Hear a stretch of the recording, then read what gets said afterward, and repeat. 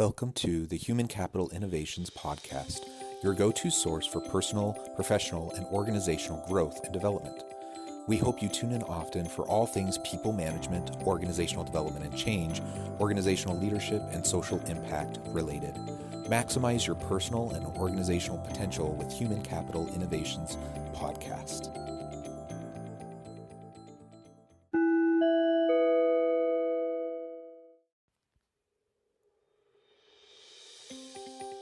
Welcome to the Human Capital Innovations Podcast. In this HCI podcast episode, I talk with Tom Corner about names before numbers and people before profit in relation to how organizations are responding to the needs of their people in this pandemic moment.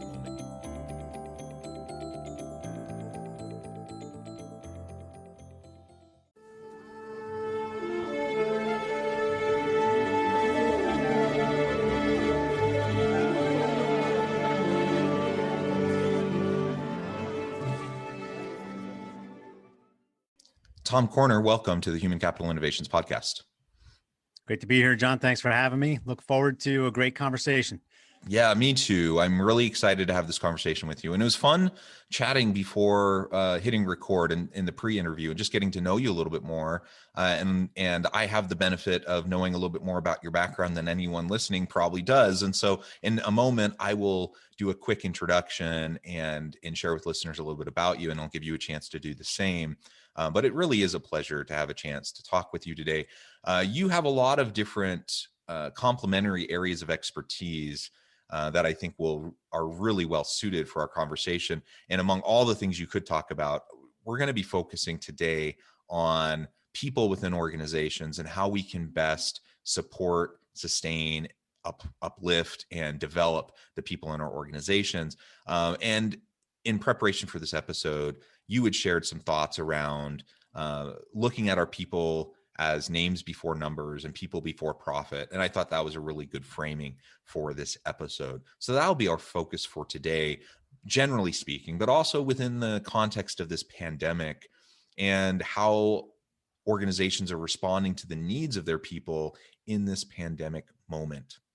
As we get started, I do want to share Tom's bio with everyone listening today. Tom Corner is author of 5 books, the most recent being Borrowed Eyes and Feet: Finding Enlightenment After Rage. He published his first children's book in 2014, List for Santa, List for Life. His follow-up publications include Positive Thoughts, Positive Life, Mommy, Why Do You Have 2 Birthdays, and Life is Fine When You Are Aligned. Corner's successful careers in the restaurant, hospitality, and financial services industries paved the way to his focus on mentoring and helping people find their path in life. Again, Tom, it is great to have you. Really interesting background. It looks like you've done a lot of different really cool things. Before we launch into the conversation to focus on people management issues and developing our people in this pandemic moment, perhaps you can share a little bit more background and personal context for the conversation. Great, John. Thank you. I don't know if much else needs to be said after that, but thanks. I've been in financial services for 20 years. Prior to that, the hospitality industry. I just consider myself just a regular guy, but who's trying to make sense of life and understand the journey that we're on, because it can be scary, it can be stressful, it can be devastating at times, but it also, I think it's easy for us to lose sight of what life is all about, is the joy and the bliss. And sometimes life goes by and we don't look up to enjoy it until it's too late. And my journeys, it's my personal journey in my books. And I figured when I wrote my first book, if I could share any of my lessons that I've learned, I wanted to share it with my kids. And I said, well, I thought if I could share it with anybody else as I go down my path through this journey, I would love to do that. And that's what's brought us here today, having this conversation, is being able to do like what you're doing, is help people understand what it means to lead with love in life, to lead with love in business. And that's a tough thing, especially if you're a guy. To say that I love you is looked at as a vulnerability. And I've tested both sides of it. The bull in a china shop side to be all macho versus saying, hey, you know what, John, I'm going to give you a hug. And people laugh and cringe at that, but that's our true strength. And I'm telling you, over the last year, that is what's going to really, I believe, bring people closer together, is to look past any hatred or biases or judgment, and come together to love. And I'm not talking about the love that people just throw around willy-nilly. And Dr. Wayne Dyer used to talk about that, is the love that is the energy that gives us life and keeps us here in harmony. So that was a long addition to what you said, but I'm just a I guy appreciate who's that. Yeah. sharing my path and experience with the world. Yeah, and as you were sharing that, one of the things that came to mind for me, perhaps one way of looking at a genuine love for others is genuine caring, genuine support, and reaching out, like looking to those around you, seeing them for who they are, their whole authentic self, seeing them for their potential, and then choosing to connect with them in positive ways. In my mind, that's really kind of what love is all about.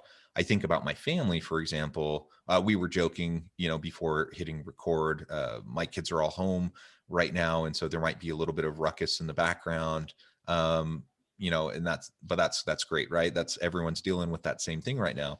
And but I think about my family, and I think about everything I do for them, everything, all the things I sacrifice for them. And it all comes back to this genuine caring, this genuine desire to help my kids to grow and develop. And that doesn't have to be limited to your family. Like, you can do that with close friendships. You can do that in the workplace when you, as a leader, as I care about my people. If I see them for who they really are and the potential that they truly have, and I work to help them develop that, that's an act of love. That's an act of genuine caring and compassion. And I think we need a lot more of that in the workplace. I agree. I agree 100%. So one of the things I know you focus on is this idea of people before profits, names before numbers. Tell us a little bit more about what you mean by that, and then we can dive on into what that might look like if we really try to, do that, implement that within an organization. Yeah, names before numbers. Actually, in my upcoming book, the title, I use a cleaner title when I do interviews. Antagonist to angels, a change of mind in the workplace and the world, quite frankly. Antagonist you can replace with another A word if you choose to, but it's the reality of it, because sometimes you feel like people in positions of leadership are antagonists. And over my career, any business, I've tested this myself personally. I've researched, there's plenty of books that speak to names before numbers, profits before people. And there's a chapter in my book talking about that. And it's actually, this book's a novel based on my real life experience, but it's a recollection of a conversation I had with my manager, and asking what needed to be done to improve what he was doing, which is a great question to ask. But the challenge is, when you ask that, and this goes, I'm going to answer your question. This goes to culture. This goes to guiding principles for an organization. And if that's a great question for a manager to ask, because that makes them vulnerable. What do I need to do to improve myself? Where that, just like saying we believe in honesty, integrity, and transparency, but when you do nothing with it and you don't listen and follow through with it, and those wonderful ideas actually don't come to fruition and they fall to the floor, that's where you start losing people. So this manager asked this question of me and my peers, but never did anything with it. And it's a matter of, and this comes from, again, my experience reading a book called Wisdom of Failure, which is an amazing book. This came from a book that he suggested our team read called The Energy Bus. Rule number 8, I think it is, on the energy bus is love your passengers. And I said, you suggested we read this book. Do you remember what rule number 8 is? He had no idea. That's one of those things. Again, I'll challenge it. If you're going to ask us to do certain things, I will do it, but I'll always ask why. And I want to know why. And you also better be embracing some of it, because if you're telling us to do something and you're not doing it, that's where you lose people as a leader. Love your passengers is the same thing as love your people, names before numbers. The reason I say that, John, is because in order for any business to succeed, if you're a one man or woman shop where you have 100,000 employees, you typically build your vision, your business off of a vision and a belief and something that you believe in. And then it grows, and then people come on and carry that baton. And then as it grows, you need your numbers, your metrics, your analytics to say, okay, well, okay, things are ebbing and flowing. What do I need to do? And what happens is, if I'm a leader and I love my people too much and I lose sight of the numbers, I'll fail probably, or I'll find it difficult because I'm not focusing on the task at hand. Or if I'm a leader, and Wisdom of Failure talks about this, when things go awry and they're not working, what they do is they drive people harder, they work them harder, they throw more money into something that's not going to work. That's where ego gets in the way, because a leader doesn't want to be looked at as a failure. So it's a fascinating balance. You have to have that Yeah. harmony. And something you said, I think is really important. Perhaps I can touch on for just a moment. Yeah. And that is, with this balance, like if I'm thinking I need to, focus on people, I need to love my people, I need to work on developing my people.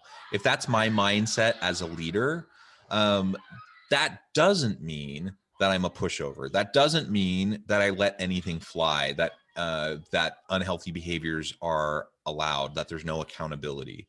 That's actually not productive or helpful for me or my people. And so if I love them, that means I have to push them and challenge them, right? Not run them into the ground, like you just said. And it can be a balance, but it's not just about all the warm fuzzies all the time. It's about like truly helping people to develop and achieve their potential. If I care about someone, that's my desire. And that means I'm willing to have challenging and difficult conversations with them, that I'm willing to do the work of coaching and mentoring, helping them establish goals and work towards achieving them. And that's a hard process. Yes. And I think sometimes when we talk about these types of topics, people tend to swing to one side of the spectrum or the other, and it is a spectrum. It's not an either or. Like, you have to find and strike a balance to be effective as a leader, to be able to bring value to the marketplace. Your organization won't exist if you're not producing and you're not doing something of value and quality that people want to buy. And so you have to make sure that your people are taken care of, but also that you're helping them to innovate and create and produce all of those things that organizations have to be able to do.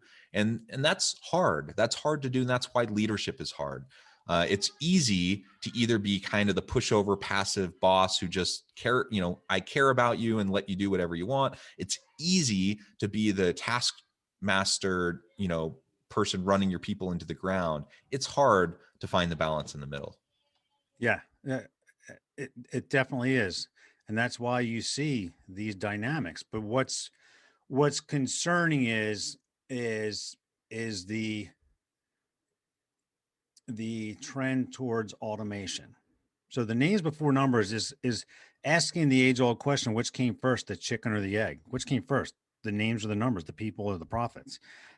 You could have a dialogue all day, but I'm telling you right now, if we're ever automated and there's no need for people, the people are important, because if you don't have people to put up your names and profits, you're not going to have your numbers and profits. You're not going to have numbers and profits. So people are still important at this day and age of humanity, right? And so automation is a wonderful thing. But again, like you said, if I'm going automation too far, that's a slippery slope for disaster. And as I mentioned, this is based on my personal experience in testing this. And there's a book called The Challenger Sale. And there's something in there they refer to, John, as spreadsheet coaching. And it's not a good thing. And they're talking about challenger sales really getting that person to maybe challenge the client or the way they approach things, or to get them to buy. And they say, if you're a spreadsheet coach, that's not the way to do it. And that's somebody who has their head so far in the numbers in the spreadsheets, they need to look up and pay attention around them. But that's not a good thing. A lot of these leaders, they go down that path in their spreadsheeting.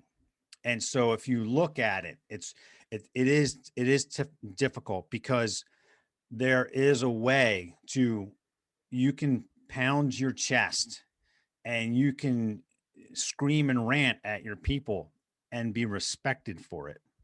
But a lot of people will rant and rave, but that's the only way they know how to lead. And if it works, it could work to get people going, to motivate them momentarily in the short term, it could work. But if that's the only way you do it, and you come back and you keep doing the same thing and you berate them and you put them down, eventually you're going to lose them. And that's right. It's a short-term solution that has really detrimental long-term consequences, right? For the individuals and for the culture and the organization. Yeah. And so in my book, Antagonist to Angels, I open it up. My books are they go down a spiritual path. They go down the mindset path.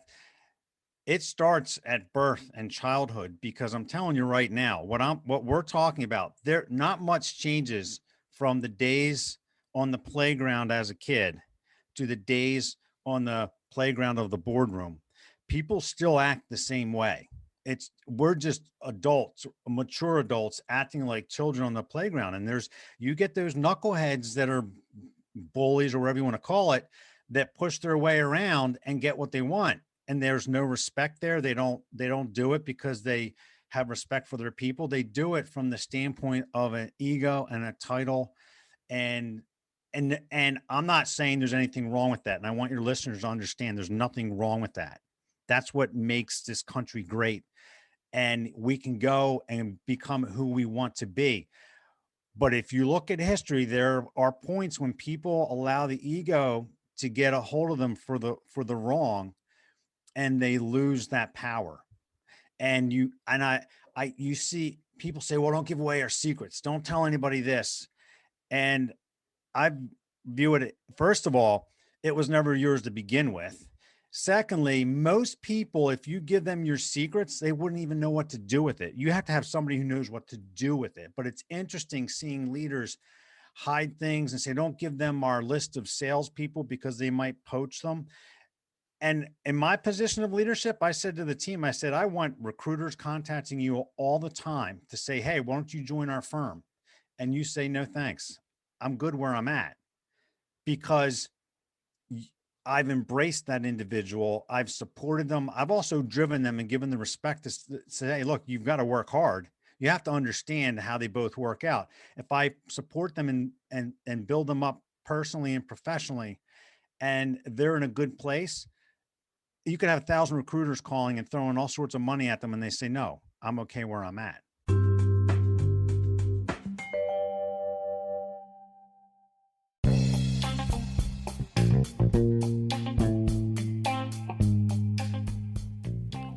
I'm excited to announce the publication of my new book from HCI Press, The Alchemy of Truly Remarkable Leadership: Ordinary, Everyday Actions That Produce Extraordinary Results.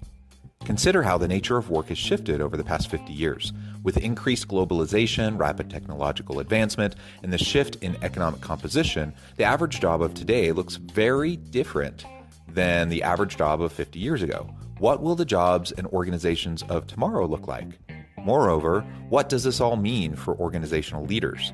What are the core competencies and capabilities of organizations and their leadership that are prepared for continued disruption and geopolitical and socioeconomic shifts? Regardless of what the future holds, increasingly, leaders need to be socially minded, data-driven, decisive, champions of talent, and disruptors of the traditional notions of leadership, teams, organizations, and work. The Alchemy of Truly Remarkable Leadership will help you to explore your own leadership competencies and capabilities and consider ways to apply and implement them into your workplace and personal life.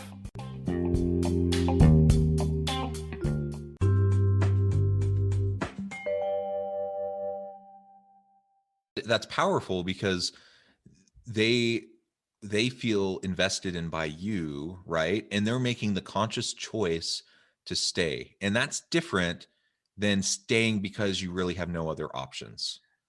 In terms Yes. of the level of commitment, the level of engagement, and that's what we want. Like I'm sure you don't want your people to feel like you want them to leave, you want them to get recruited and to go somewhere else, but it's quite the opposite. You're helping them Right. understand that you are committed to an organizational environment and a healthy culture where they feel valued and empowered, and that you believe that they will choose to stay, and then they make that active choice. And that is very powerful. It's like the cycle of life. And if they're going to leave, then I say, okay, I don't want you to leave. I love, what you've done here, but I will support you. So now you're looking at most managers will cringe, because I had a colleague come to me who was looking for a job because he wanted to leave the company I left. And he said, I can't put my manager down as my reference because I don't trust him as far as I can throw him. And I know he's not going to say anything good about me. And this guy was a great guy. And I said, you can absolutely put my name down. I'd be more than happy to put in a good word for you. I've worked with you, etc. That is scary. And most people feel that way. And it shouldn't be that way. People are afraid to look for another job. And so if they're working full time and looking for another job, you have to ask yourself, why are they doing it? And they shouldn't feel guilty about going out and interviewing, but that's the mindset that they created. And then if you find a job and you want to put a reference down, people think very long, well, not long and hard, but they're like, they know the people that they would absolutely not put down, which is a shame. And um, so then you have, and to your point, when I was working, I would work with colleagues, even the competition peers that I've come to know over the years. And the typical comment that you hear, say, how, first of all, they say, hey, how's it going? How's work? Living the dream. And and they're saying it facetiously, right? You're like, man, that's just, you're supposed to be living a dream. And people say it because it's not, it's a nightmare. And then you say, well, okay, well, why don't you consider going somewhere else? And they say, well, the grass isn't always greener, and it's like that everywhere. And I'm telling you right now, John, if it's like that everywhere, then something needs to change, because you shouldn't stay at a job because you have no other choices, because every other company treats people the same. That's a sad statement. And it's time for people people in positions of leadership to get their head out of the spreadsheets and the metrics. I'm not saying abandon them, because that makes you cringe. You need them, but you have to look at your people. Yeah, and it's the old adage, what matters can't be measured, and what can be measured doesn't matter, right? Now that's not completely true. Metrics do matter. They do give us an insight into um, profitability and productivity, and some of these important areas that we need to pay attention to as leaders. Yeah. But it is true that there's a lot that really matters that you won't ever see in the spreadsheet, right? And so unless we know our people, unless we're actively interacting with them and supporting them and mentoring and coaching them and developing them, then we're really not doing most of what our job as a leader is. I'm wondering, in our last few minutes, we might pivot just a little bit to talk about all of this within the context of this pandemic moment. So all of everything we've been talking about is important and has been important for forever, right? As we're talking about leadership within organizations, in the best of times and the best of circumstances, leadership is hard, and these dynamics that we've been discussing come to play, right? But this last year, we just hit the 1 year mark of the pandemic and everything associated with it. It's been a rough year, and people have been struggling, organizations have been struggling, leaders have been struggling. So how within this context do we as leaders make sure that we are practicing self-care for ourselves to make sure we're staying healthy mentally, physically, but how do we also make sure that we are taking care of our people who, are having a whole range of challenges that they're facing that maybe they weren't facing a year ago? Yeah, I believe that we haven't really seen the full impact of what the pandemic has done, but it's it's just an awareness and an awakening for people in positions of leadership because first of all, there's small businesses that aren't in business anymore, which is a sad statement.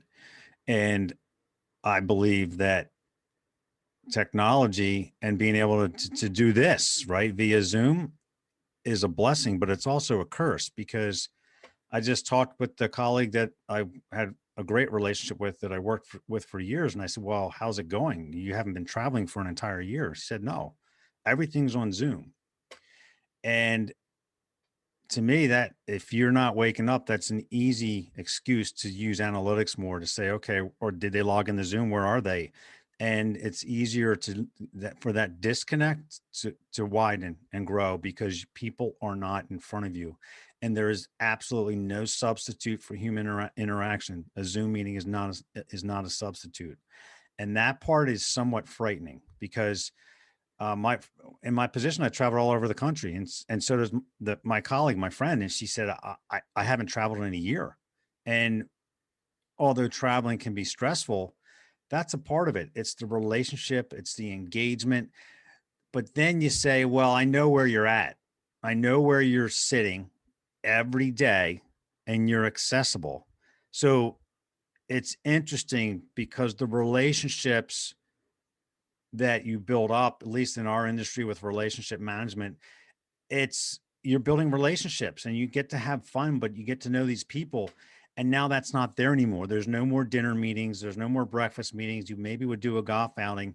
And my friend, she said, well, one of my accounts said, well, I know where you're at. I really don't need to see you anymore. And that's a sad statement because you're completely you're leaving the human connection out. And that's a slippery slope. And that's not a leader problem. That's a worldwide problem. So for leaders, and there's a recent study saying that people are going to leave their jobs once things quote unquote return to normal. So you have to ask yourself why. They're sitting at home working from home.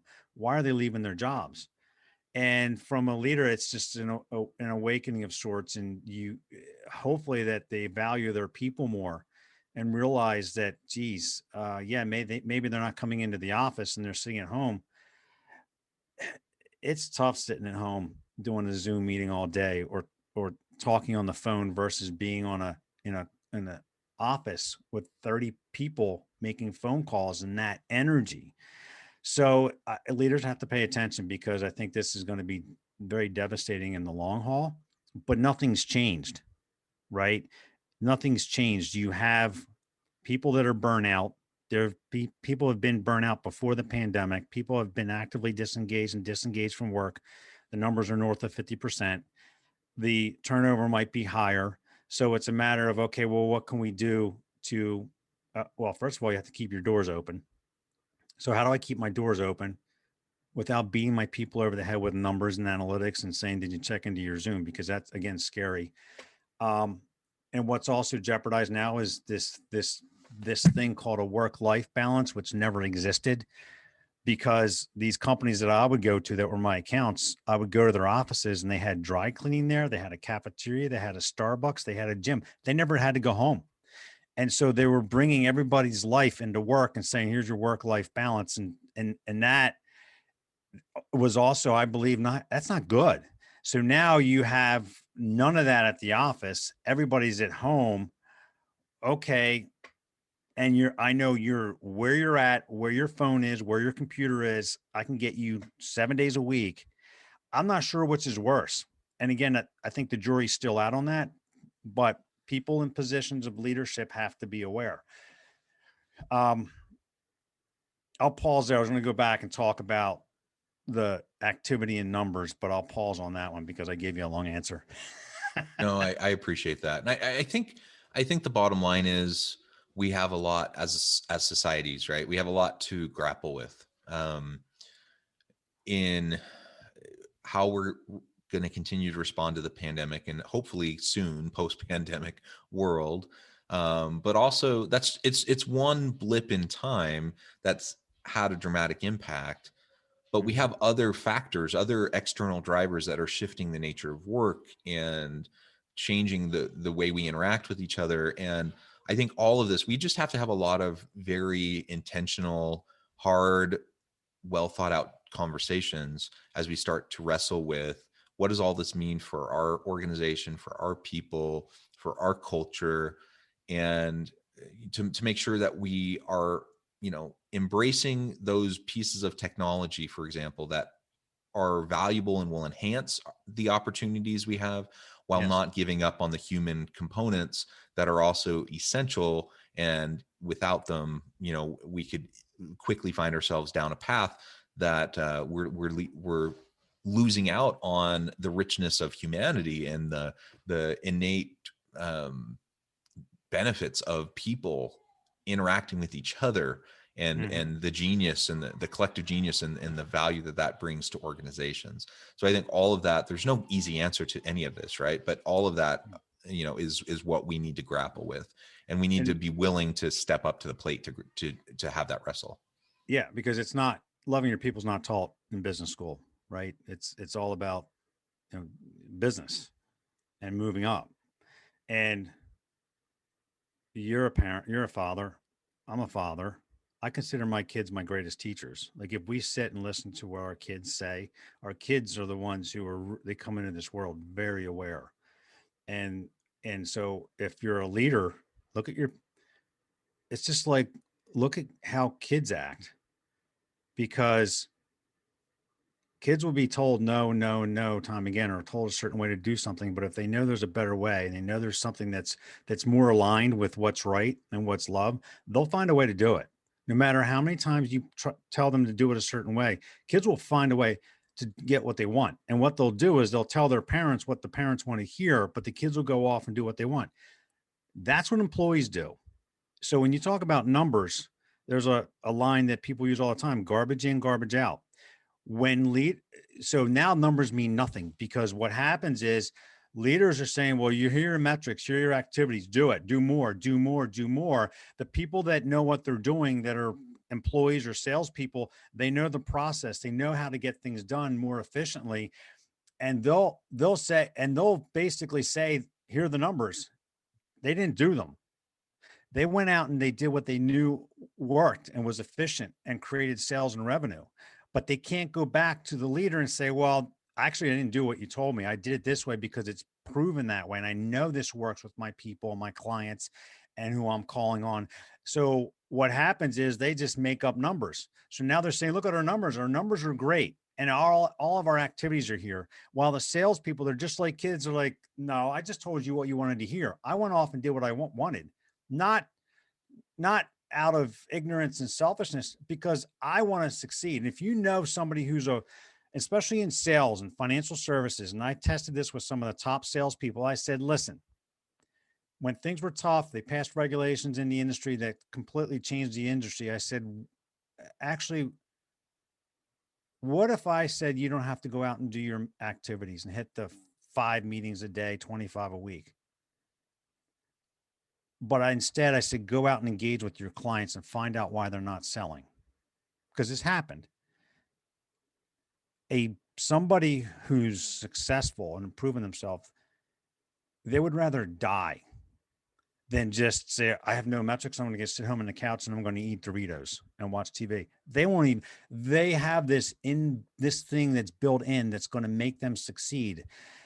And they do it anyway. So it's a matter of, are you brave enough as a leader to understand your people, that they would rather die than fail, and say, you know what, let's forgo the numbers right now. You go out and engage, talk with your people to find out why they're not doing business.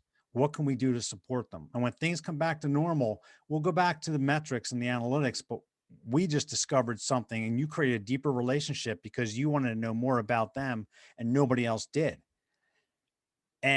But that's what happens. And I had private conversations with top performers, and they said, yep, you're right.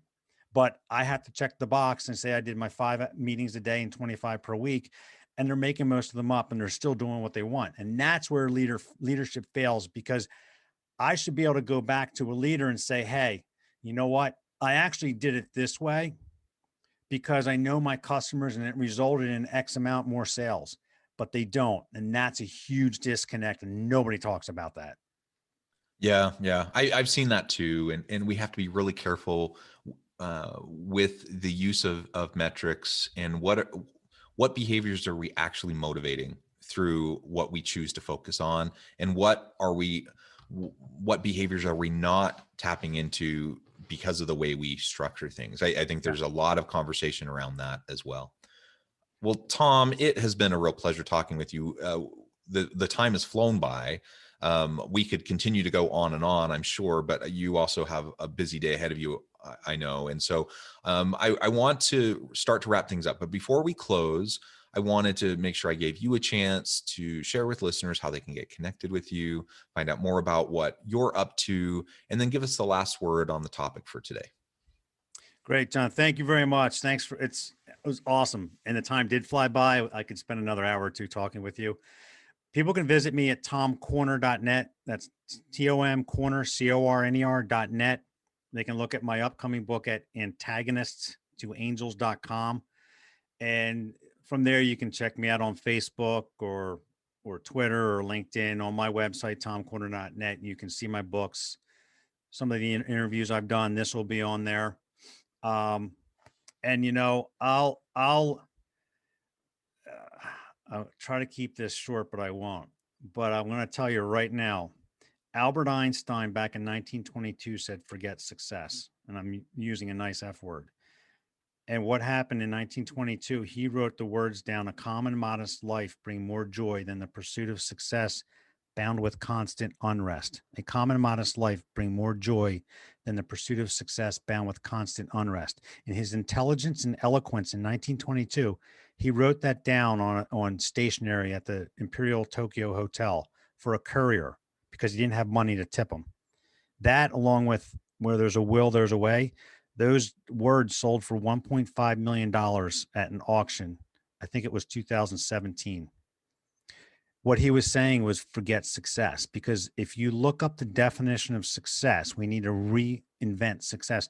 There is no mention of calm, modest, or joy. There's no mention of happiness. There's no mention of awakening. There's mention of things, of ego things. And I'm not saying again that they're bad. They're great. They're wonderful. But if you wake up at the end of your journey and you haven't found the calm and the modest and the joy, you very well may look back and say, oh man, what did I miss? So there's something we need to look at when we consider success, because I apparently did it and had all that, but the calm and the modest and the joy wasn't there. And I felt completely lost. So thank you.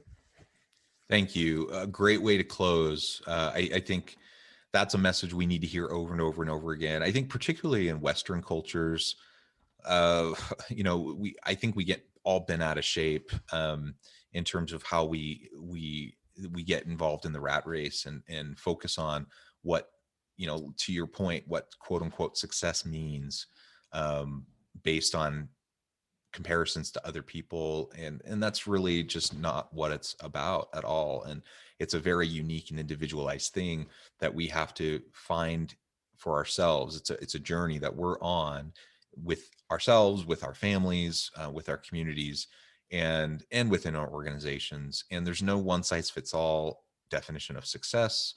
And we're going to be perpetually disappointed if that's how we frame success in our life.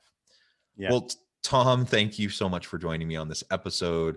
I really appreciate all of your insights and sharing your time with us.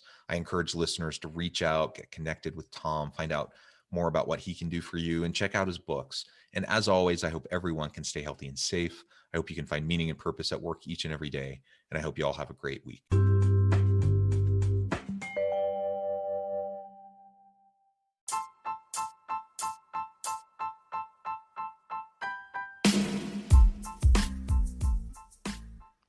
We are excited about the launch of HCI's new magazine, Human Capital Leadership. Human Capital Leadership is a free, interactive e-magazine designed to help individuals, leaders, and organizations find innovative approaches to maximize their human capital potential. We will be publishing issues quarterly in August, November, February, and May. Check out the first issue and let us know what you think.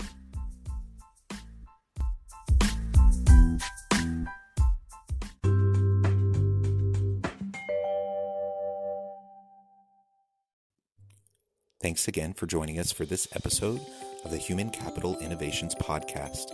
I hope you stay healthy and safe and that you have a great week.